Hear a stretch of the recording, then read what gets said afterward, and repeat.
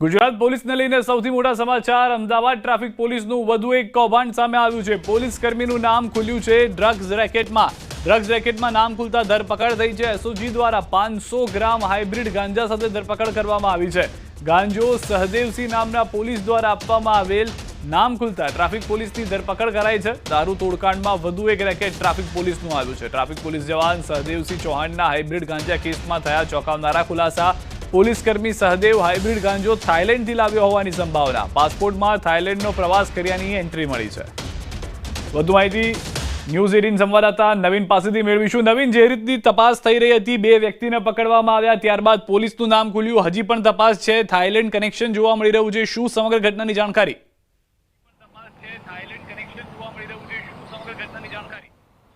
સામાન્ય રીતે સિદ્ધાર્થ, જે હાઇબ્રિડ ગાંજા છે તે સામાન્ય રીતે ફોરેન એટલે વિદેશથી, જેમાં ખાસ કરીને થાઇલેન્ડ છે અથવા લંડન છે, ત્યાં એ દેશોથી સપ્લાય કરવામાં આવે છે। હવે જે માહિતી મળી રહી છે કે સહદેવસિંહ જે છે તેને આ જે હાઇબ્રિડ ગાંજા જે છે તે થાઇલેન્ડથી લાવ્યો હોય એ પ્રકારની આશંકા જે વ્યક્ત કરવામાં આવી રહી છે, કારણ કે તેની જે પાસપોર્ટમાં અને જે તેની એન્ટ્રી છે તેમાં થાઇલેન્ડનું ટ્રીપ જે છે તે જોવા મળી રહી છે।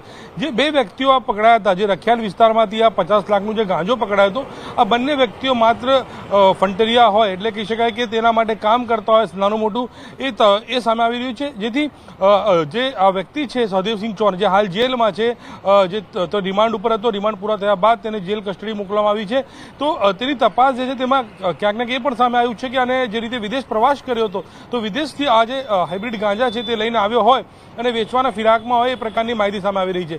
જો કે તે સિવાય તેની સાથે કોઈ બીજા જોડાયેલા છે, આ ગાંજા કોણે આપવાના હતા તપાસનો વિષય છે, પરંતુ ક્યાંક ને ક્યાંક વાત કરીએ તો ખૂબ જ ગંભીર બાબત એટલા માટે છે કારણ કે પોલીસ જો આ પ્રકારનું કામ કરશે તો ક્યાંક ને ક્યાંક સવાલ જે છે ઊભો થાય છે।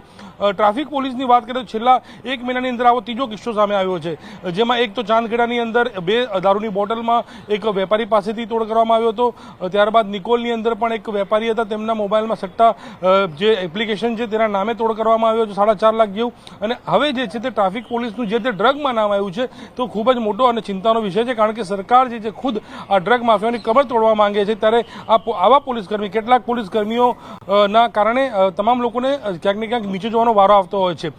તમામ પોલીસ એ પ્રકારનું કૃત્ય કરતી એ પોસિબલ નથી, પરંતુ કેટલાક લોકોના કારણે જે છે તે આ પ્રકારની જે છે તે કહી શકાય કે ખરાબ તેમની ટેવ છે, ખરાબ પૈસાની લાલચના કારણે તમામને નીચે જોવાનો વારો આવતો હોય છે। તો ક્યાંક ને ક્યાંક અત્યારે જે છે તે પોલીસ એસઓજીએ જ આ તમામ જે રેકેટો પર્દાફાશ કર્યો છે, એસઓજીની ટીમે તપાસ પણ કરી રહી છે અને હજી આની અંદર કોણ કોણ સામેલ છે તે તમામ દિશામાં તપાસ જે છે તે કરવામાં આવશે।